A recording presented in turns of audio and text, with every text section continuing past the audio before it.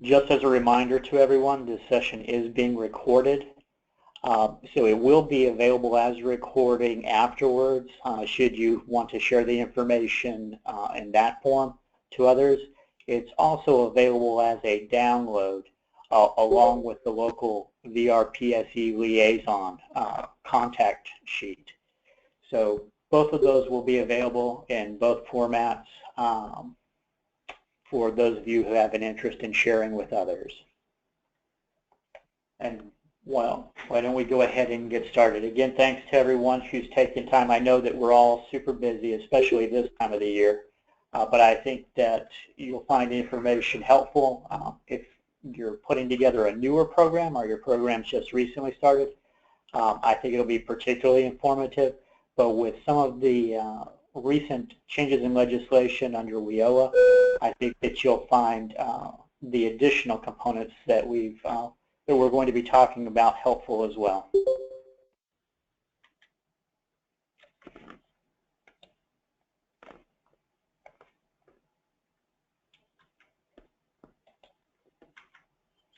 So what do we want to know? We really do want to know how VR collaborates at both the secondary and post-secondary levels to support youth in these transition activities.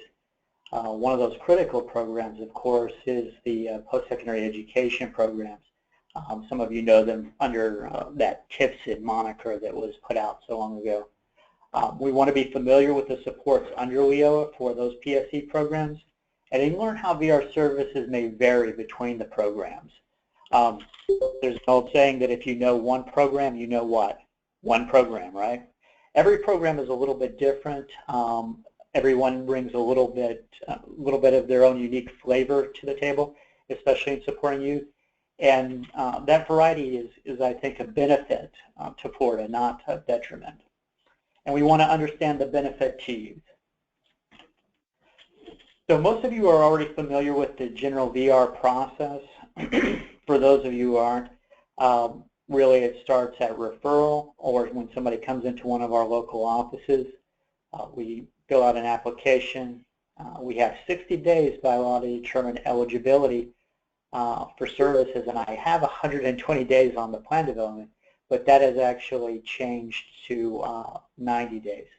So everything is happening at a much faster pace than in the past. After the plan is developed, we look at delivery of services, and those services look a little bit different for transition youth than they do for, say, an adult coming into the office who has an immediate need for employment services. And then, of course, the end for everyone, regardless of whether you come in younger or older, somewhere in between, is employment, and then we will close that case out successfully. Most of our referrals for the PSE programs come through the school district. So it makes it very important to have a good collaboration, not just with your local VR office, but also with your local education agency or your school district. When we get to the actual vocational goal that's part of our individualized plan for employment, we have a little bit of a different approach for young people than we do for others coming in. Transition Youth Services emphasize career exploration, and then the IP goal for us acts as a temporary placeholder, allowing us to deliver services under that vocational rehabilitation system. Transition Youth Services include the development of transferable skills and especially soft skills. We know that the #1 reason that people lose that first job is because of lack of the social or soft skills. They say the wrong thing to the wrong person at the wrong time. The coworker, the boss, or worst of all, the customer, should they be in that setting. The vocational goal should align with the student's capabilities, capacities, and strengths. It also has to be realistic and attainable. Even though we're in exploratory mode here, we're still not listing a vocational goal that wouldn't be realistic for that young person. The IP goal will be identified on the IP, will be identified during that course of exploration activities, and then it'll be amended on that plan of service before the student exits high school. The focus of the VR counselor during this process is to really help the student find their feet on a path towards a meaningful and full career. So why does WIOA support youth participating in the PSE programs? Education and training, we all know, and especially if you're in an academic setting, it's one of the most effective ways to eliminate barriers to employment. For many people, levels the playing field. And especially when you're talking about a population of individuals who may have some kind of condition or situation which keeps them from otherwise performing at that same level. PSE supports personal growth and development of all the skills needed to become employed, and we know that there's no one program or no one right answer for a skill or set of skills that people need to become employed. So the PSE really has a comprehensive process for individuals because it is targeting supports for those that have typically the most significant disabilities and the greatest needs. Promotes inclusive programming. Especially when you're talking about an institution of higher education, many individuals with significant or most significant disabilities have an expectation of pursuing employment through an institution of higher education, a college or a university. This really does provide an avenue so that they can access the services that are available to others in the community. And we all know, regardless of what role you play, whether it's a counselor, whether you're part of the school system, or whether you're working out of the university or the community or college, you know that there's often poor decisions being made about career pathing.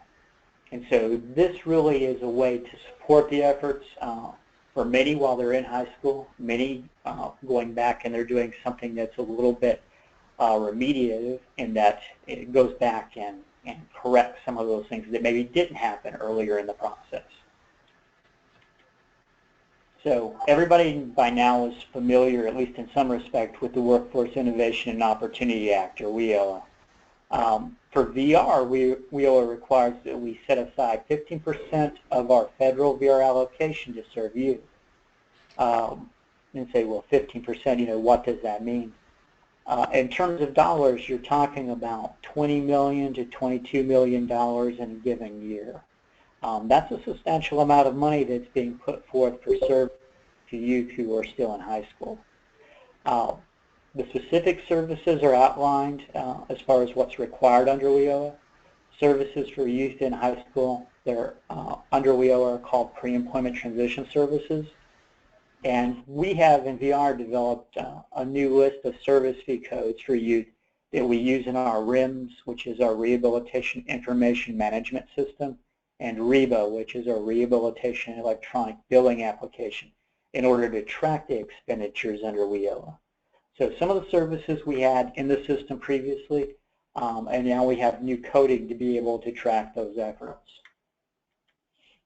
So those of you who are out there who also serve in the role of providers, that's an important distinction because we have so many providers who are interested in being able to deliver services, and they're asking, well, what new things do I have to do in order to be able to deliver services to you? And really, there's not an additional requirement. It's just a different means of coding those services that are being delivered. Not to say that we don't have new services, we certainly do, and we'll talk a little bit more about that in the slides to come. WIOA pre-employment transition services, what's countable under the Act, includes things like career assessment and counseling, workplace readiness training, community-based work experience, self-advocacy instruction, which includes peer mentoring, and then post-secondary educational counseling. Now, some of these things we've done for quite some time, but there's some other things that are new. And the emphasis on delivering the services while people are still in high school is an added component to this process that is improving and increasing our collaboration and involvement with the local education agencies and the school districts. Not countable under WIOA for the in-school youth are where we had spent our monies in the past, which include things like post-secondary education or training, those bachelor's and master's degrees, the career and technical certifications that happen after high school, any certificate program, apprenticeship program. All of that money that VR spends in support of people seeking employment isn't countable for that set-aside monies. Placement services and supported employment services, with the exception of the work readiness that we described before, aren't countable. And certainly as an employment agency, VR spends a huge amount of monies on those services. So even though we've spent in the past much money towards youth and adults, now we're looking at services that are very specific to those who are still in high school. In 2011, we sought out guidance for the post-secondary education programs from the from OSERS and RSA, and I know you all are familiar with those, but VR and the Bureau of Exceptional Education and Student Services were really looking to find out how we could support the participants who are going into these PSE programs. At the same time, while they're still being served under the auspices of IDEA, or the Individuals with Disabilities Education Act. There really wasn't good information at the time. Now, things have improved since then, but the information we got back that we are allowed to do quite a bit in our efforts to support individuals. Those vocational service can include things like tuition, books and supplies, maintenance, OJT, placement, support services, all of the above.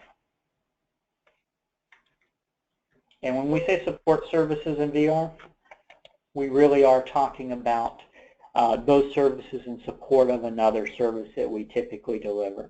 And we'll talk a little bit more about the distinctions between the support services and other primary services that we deliver. VR services must be individualized.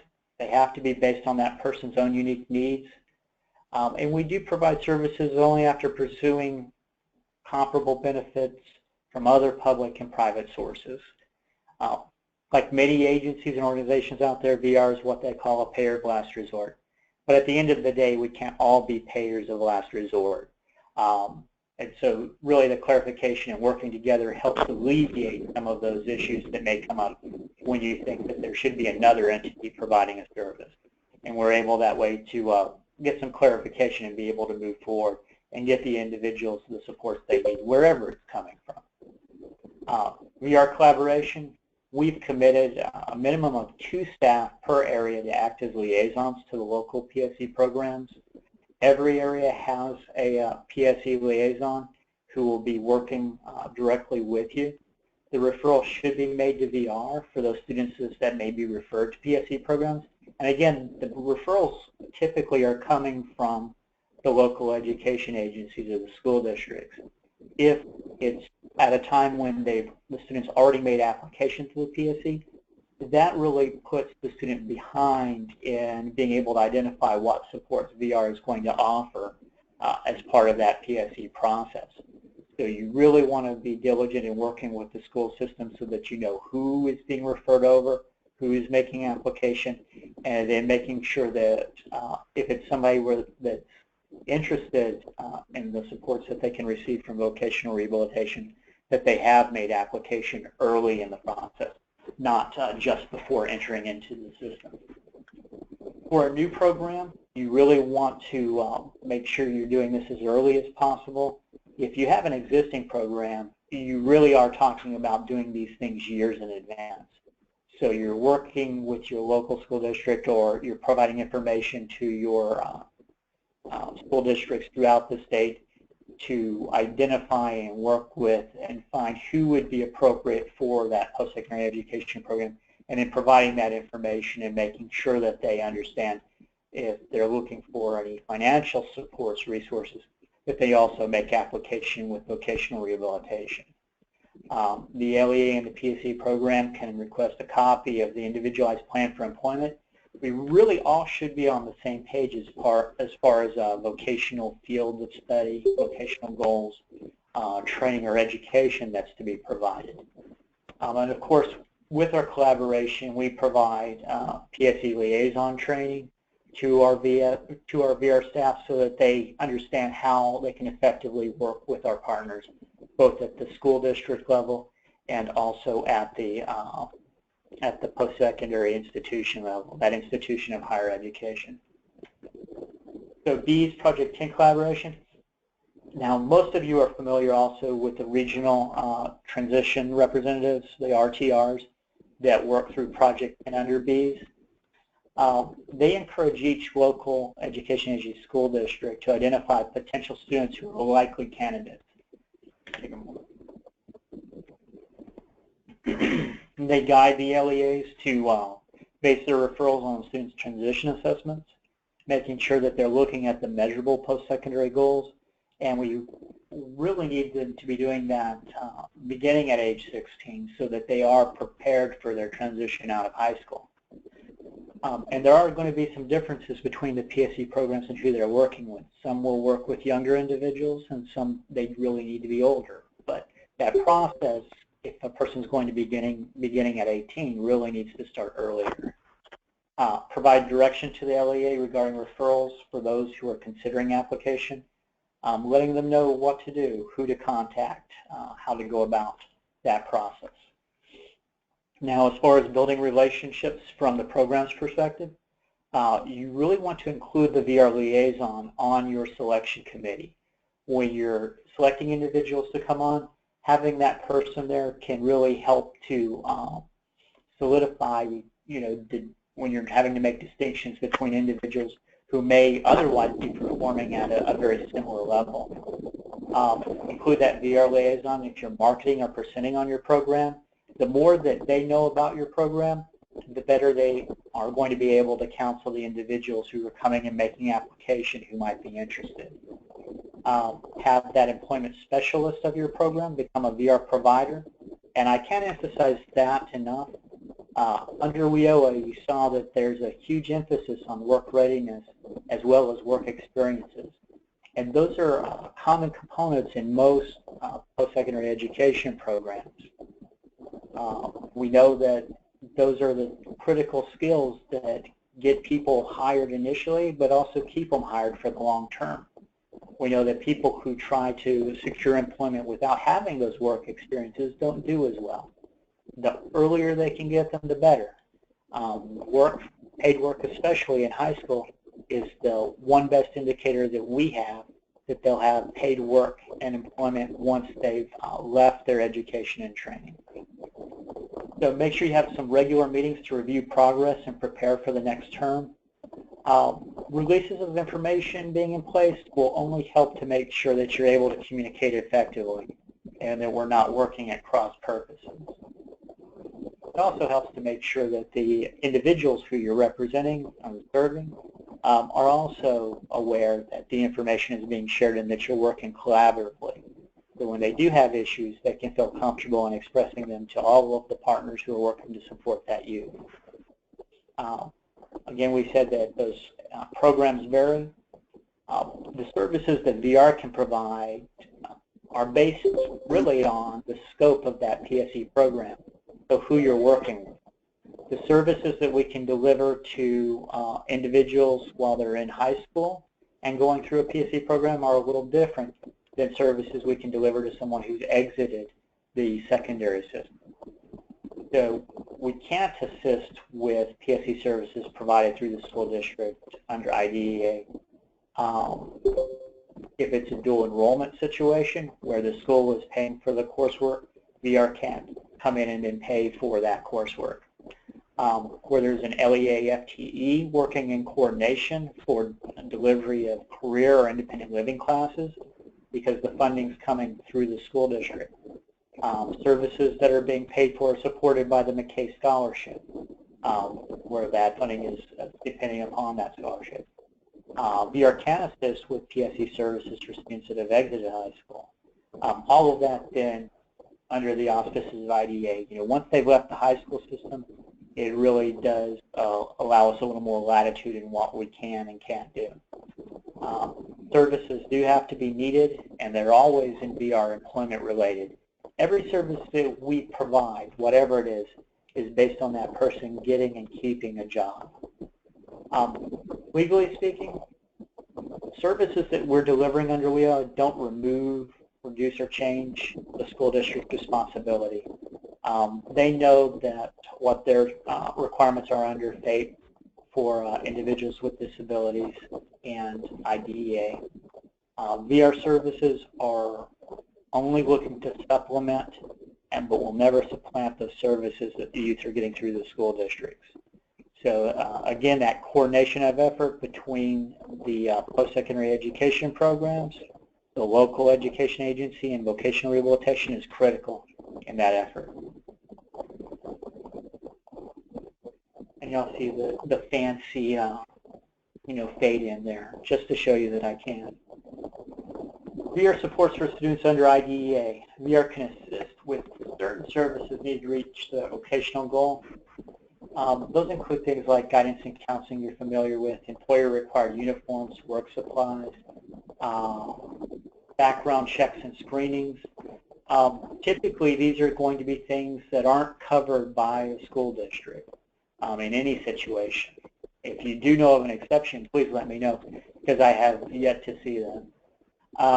Related work experience or placement services, especially those pieces under WIOA. Provision of information for accommodations. Sometimes the accommodation really only needs that background information. We typically have that in bulk through evaluations or assessments that we've used to determine eligibility for services. Specific types of coursework, especially work readiness training, things of that nature. So we can provide supports that the school isn't providing under WIOA. VR funding for coursework. The courses always have to be tied to the individual's vocational goal that's identified on that plan of service.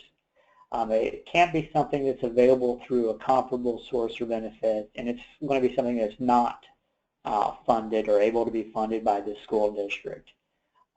At the end of the process, it still has to be approved by the counselor.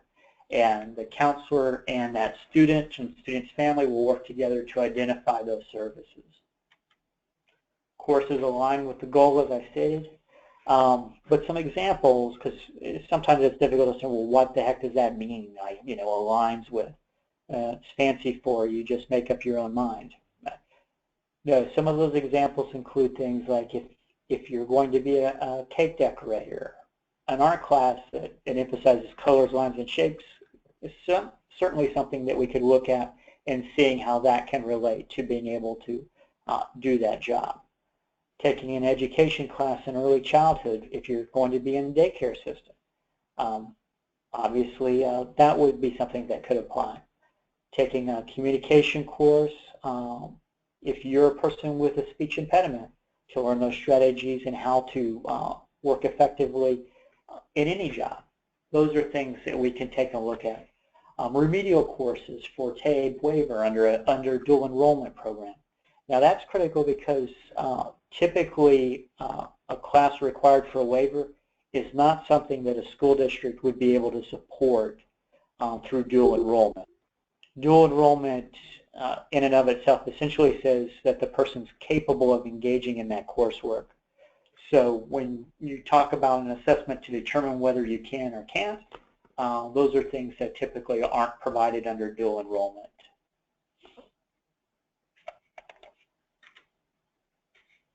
And again, if you do have questions as we're going through, be sure to use the chat box. We will open it up at the end, but I don't want to miss anybody's questions. Additional VR supports for participants not under IDEA, and again, this then becomes a little easier for us on our end. Things like tuition and fees, book supplies and equipment, assistive services and devices, transportation support, time-limited medical or psychological treatment, things that we would look at delivering for any person who comes in through our doors. When we're looking at ways to be better partners, we want to make sure that you're working with the school district so that they understand your program and who they should be looking at as encouraging to apply.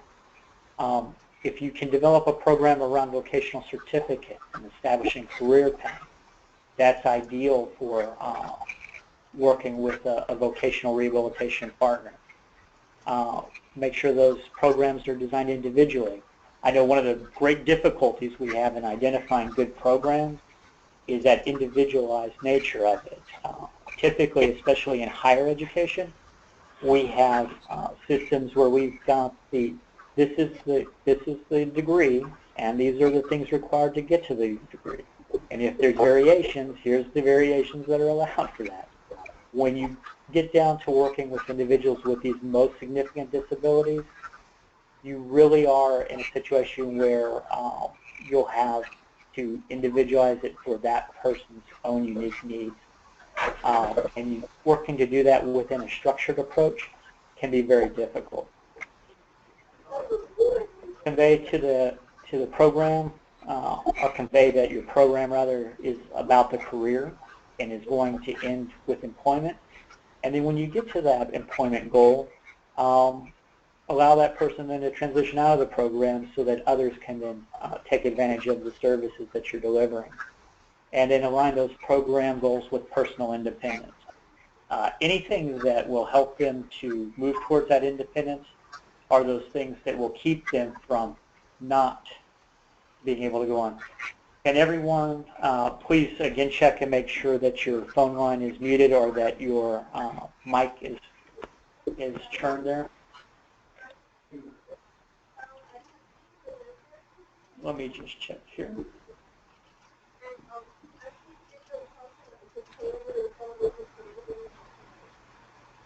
Good.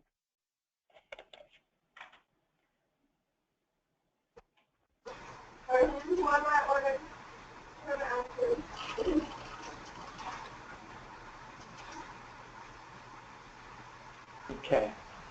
Application to VR should be at least 2 years, and this looks like a duplicate slide almost. But really making sure that you're looking at orientation or materials for new VR and staff come on to only help you with your programmatic efforts. We already talked about the selection committee, but knowing what supports are in place to maintain employment and during training. Many people really do have that goal and that agenda, and if you can show those families in the community that you're supporting their efforts towards employment, they're going to look for ways to be able to support your efforts. If there are goals established under the PSE and the VR plan and the local education agency or the school district, they should all be similar, if not exactly the same. And then allow that PSE enrollment during each term so that you can bring people on as people are exiting the programs. These next slides really do focus on deliverables. So if you were really looking for a general orientation about VR working with the PSE programs, that's occurred. We've covered that portion of it. These next slides will be very specific about service deliverables available under the VR system, and as well as some future services we'll be offering. VR pre-employment transition services that would be of interest to programs include things like Discovery 1 and 2, which are just portions of the discovery process. Our supportive employment individual career plan, pre-placement training, OJT services, job coaching. These are all things that can potentially be reimbursed under your PSE program if you become a VR provider for delivering the services. All of these are typically done, I say all of them, almost all of them are done under our employment contract. So we capture that information using the youth coding. And for providers, you can take a look at this slide, go through it. But the youth coding is listed under all of our systems so that we can track that piece. But you're able, as a provider, to deliver these. Pre-employment transition services, it's specifically for youth in high school. If they can have a regular or supported employment plan for service. Pre-placement training requires 20 hours of training be completed for reimbursement. So you're not talking about a huge commitment in terms of hours. An additional 20 hours may be authorized after the initial 20. That's typically if an individual has made progress, but there's just something they're not getting. And we know for some of our youth, especially those with the most significant disabilities, they may need additional time. If they completely did not benefit from the service, and it's not likely that another 20 hours would help them benefit, that's not something we would do the additional 20 hours for. Referral does not have to be accompanied by an employment services or supported employment services referral. So as a provider, if you were working with an adult and you were set up to do these services, when you did a pre-placement training or work readiness training, you would also have to take a referral for other placement services geared at getting a person employed. Under the training and use of it, we don't expect a person who's going through high school to be delivered placement services. Thanks, Eddie. Hello? We're hearing someone coming through there. Just be aware. VR can provide wage reimbursement for acquiring work behaviors and exploring careers while youth are in high school. For us, we're really looking at developing the soft skills or the social skills a person needs through the work experiences. If a person gets a work experience as a bagger, we're not looking to train that individual to become a bagger. We're wanting them to acquire those behaviors and skills that are going to help them to get other jobs and keep jobs. The provider has the option of acting as our employer of record. If they don't have to get an employer to sign on and become a VR vendor in order to be able to deliver the service. They can handle all the services and supports themselves. The employer of record will sign on as the employer for all of our documents, so there's not some additional hoop that a business has to jump through in order to give a person an opportunity. And then the OJT referral doesn't have to be accompanied by those employment services that we mentioned just a moment ago. Discovery, I know that most of you are familiar with Discovery. We have capacity in every part of Florida, but we don't have enough. It can be used for youth, but again, the availability of services is limited. We are working to increase that capacity. We're working collaboratively with two entities, USF and Griffin Hammis Center for Social Capital, to train our providers throughout the state. And we're expanding services to include placement benchmarks for customized employment. So there's some additional supports for those of you who may go on and actually deliver the placement portion of services as well. Pre-placement training takes place when school's not in session. It's done in conjunction with OJT, although typically the work readiness training happens before the OJT begins, just in preparation for what they may experience while in that or becoming involved in that work experience. Support services are provided when needed to participate in work readiness or OJT, and those include things like transportation, any assistive services or devices, uniforms, and interview clothes. It's available to youth in high school that have a regular or a supported employment IP. Again, those of you who are more familiar with VR know what I'm talking about. Pre-employment services, when you're looking at your class size, the class size should be limited into 12 participants per instructor, and that will allow the individual interaction that's necessary for the delivery of the information. The report that's delivered to us gives us an idea of their overall performance throughout their training, including allows us information to determine whether or not we need or can support an additional 20 hours of training. Reports help counselors identify and address post-secondary training and education needs. So if there's some additional needs that a person has, those are the kinds of things that can be highlighted during these training processes, during the work readiness. Pre-placement training, again, it's a 20-hour minimum in order to be reimbursed. We've talked a little bit about some of the other pieces here. It's a structured, formal, interactive process that has to include a 30-minute break from lunch if it's over 4 hours in a row. Required documentation includes a survey and report. Of course, if you're a new provider, we'll be happy to walk you through that.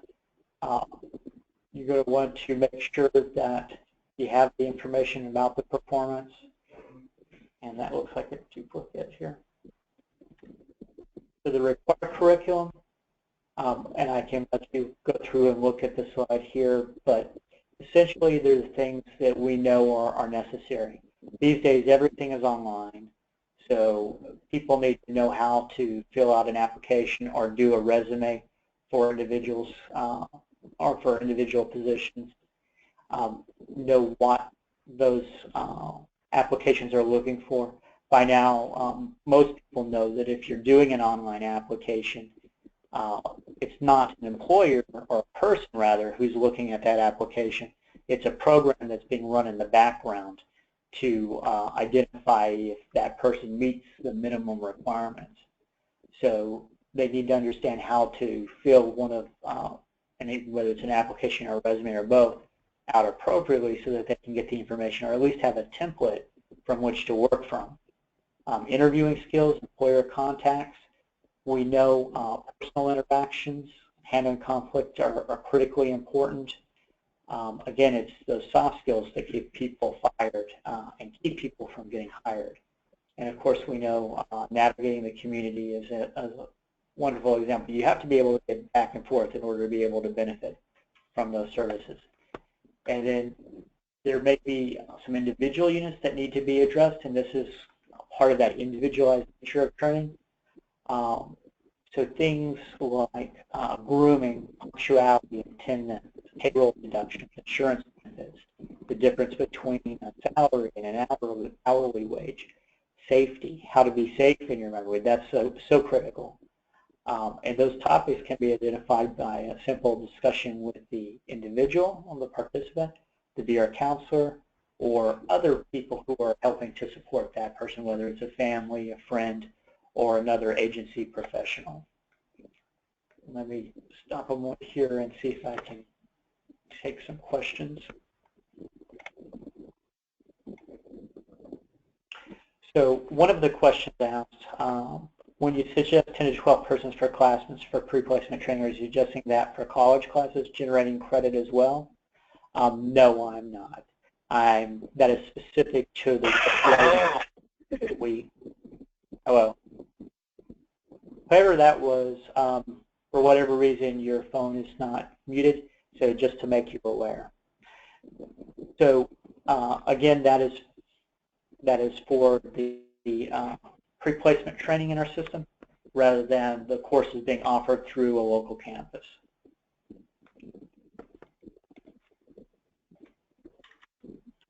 So the providers are going to want to work closely with those staff that are working or that are supporting the students, and just really to make sure that you know who is going to need the training, how many individuals you're going to have to work with as a provider, what the availability is going to be. We see that most availability, or the greatest availability, happens over the summer months. But that's not to say that there couldn't be an evening or an afternoon class.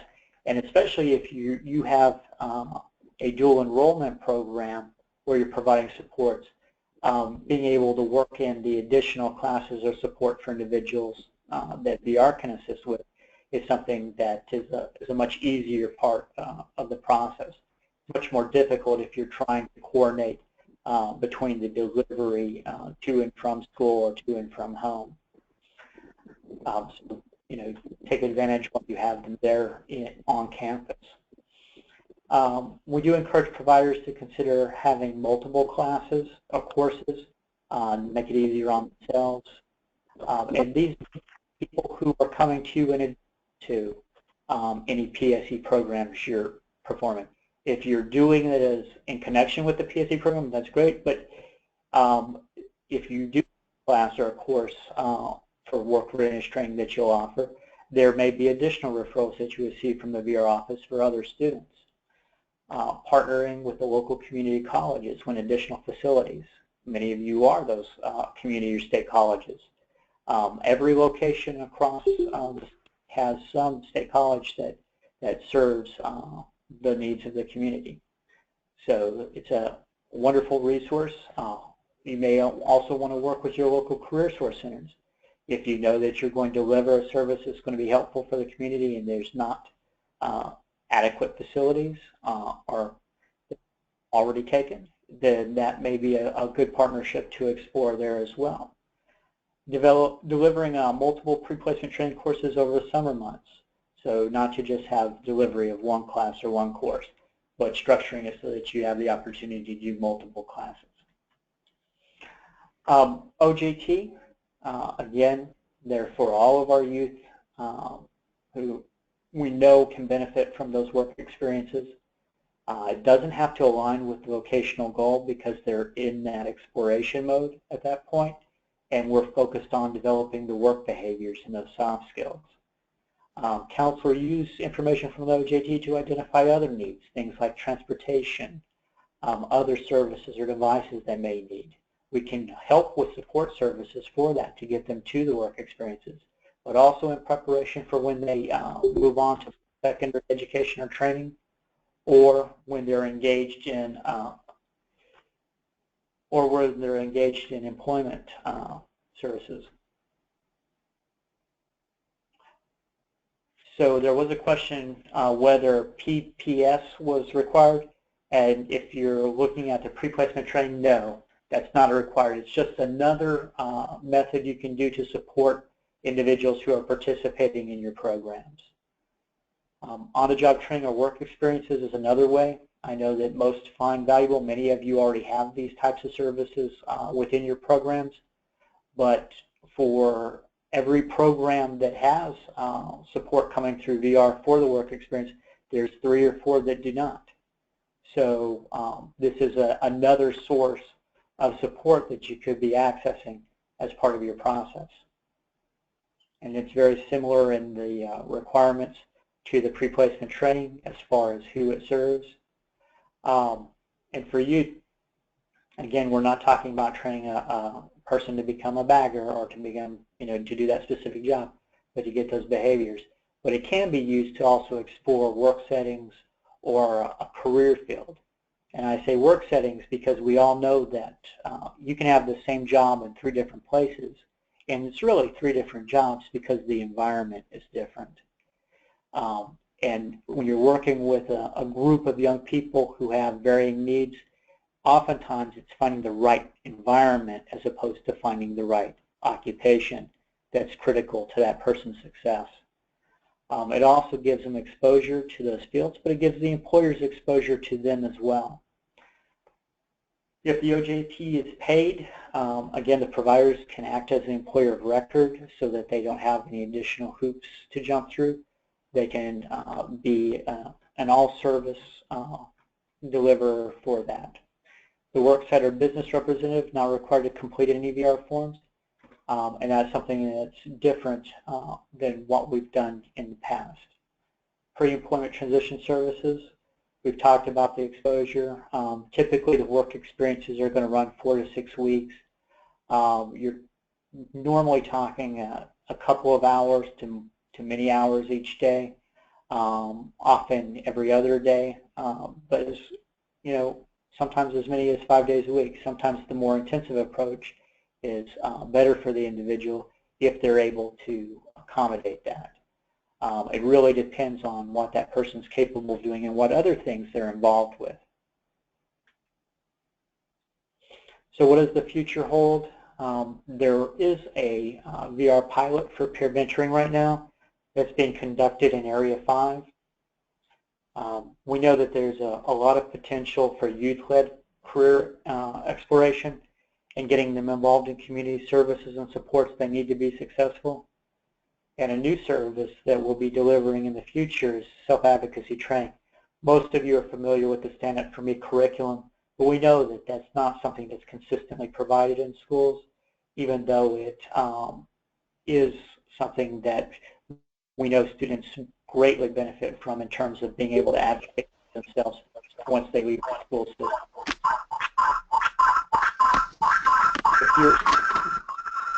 If you're interested in other resources, I've listed several good sites here for you. And if you have any technical assistance needs, contact our team. We'll be happy to answer any questions you might have. You can contact any of these individuals. If you do contact the 1-800 number, they'll get you in touch with at least one of us to be able to assist and support your efforts.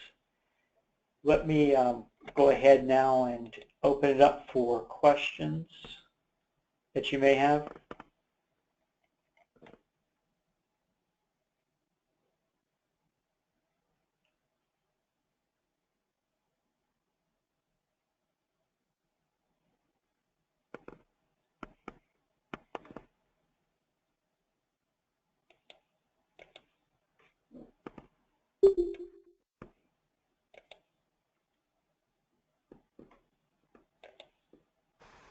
Okay.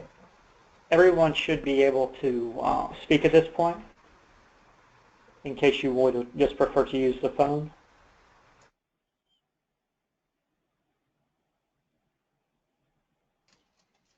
I see that we have some people who are leaving and some people, I guess, not coming on at this point. But if you do have a question and you're talking right now, I am not hearing you.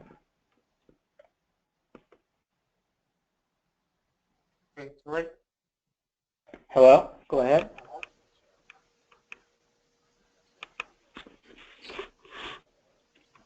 No? All right. If you do have any questions, I'm going to stay on the line for another few moments, but feel free to contact us either by email or give us a call at our 1-800 number. We'll be happy to answer any questions. Sometimes the situations that you have are very specific to what your program does, and we'll be happy to work with you on anything that you might need in putting together some local services and supports. Again, thank you all for joining us, and we'll be sending out some materials to you here within the next day or so. Thank you. Thank you all.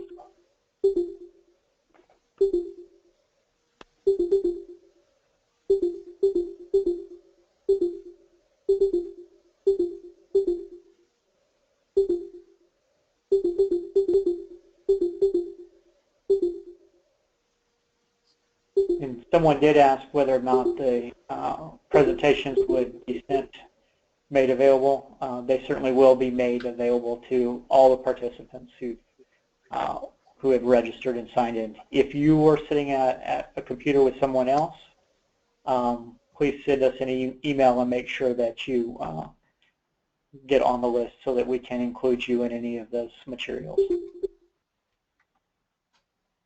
Kirk? Yes. Hi, I'm Pam Bostwick. I had a question, please. Go right ahead. I work for a school district, Pinellas School District. I'm with the post-secondary ed transition program, extended transition program, and I'm the coordinator of the transition services. And I'm finding, I'm new to this position a couple of months, but one of the challenges that maybe you could guide me with how to approach is that there is a real inconsistent understanding of the services and how they relate to one another, and fear of becoming VR eligible and losing like a Social Security benefit, and how APD fits in, because our programs are funded through these different sources too. And a lot of our families, I'm noticing, even when they come to us, have not gone through the VR processes to see if their student is eligible. But how would you recommend educating these important facets? Well, we've always we have been working with our partners as far as making some of the Social Security information available while they're still in high school, so that they can have a better understanding of what the services are that are available and how those do and do not impact their benefits situation, because we know that there is a big fear, and that's something that we face, beyond the secondary and the post-secondary service delivery. People are scared that if they go into a program that's aimed at employment, they have the potential to lose their benefits that they need in order to make a living. We do have some resources through our partner agencies. APD's got some wonderful benefits planning. There's also FDDC, Florida Developmental Disabilities Council, who has some good information about benefits. In addition to that, we are looking at developing some benefit planning resources for youth that have essentially, are you familiar with the CWICs? No, I'm not. Okay, so typically in Florida there's work incentive coordinators for Social Security that provide information about individuals' benefits so that they can plan effectively. Unfortunately, there's prioritization given to individuals who are actively looking for work, or who are have exited the school system, or who are in the application process for benefits. So you have all of these individuals who are being prioritized over the young individuals. So we're looking at providing some access to people who can deliver that one-on-one benefits planning for youth and their families to help them with that. And so that'll be a VR service that we'll be able to offer in the future. In the meantime, I'll be happy to send you some resources. If you'll send me an email, Sure. I'll be happy to link you to those resources and those education materials. Wonderful.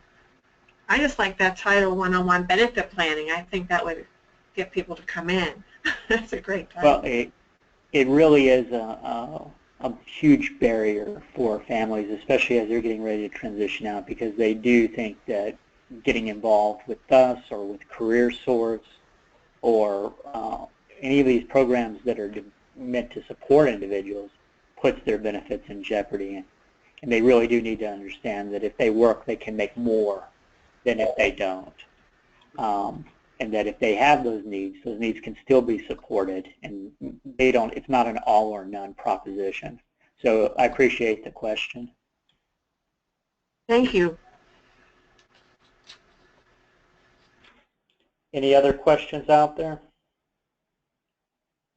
I'll wait another minute or two and then we'll call it a day. I want to again thank those of you who are remaining.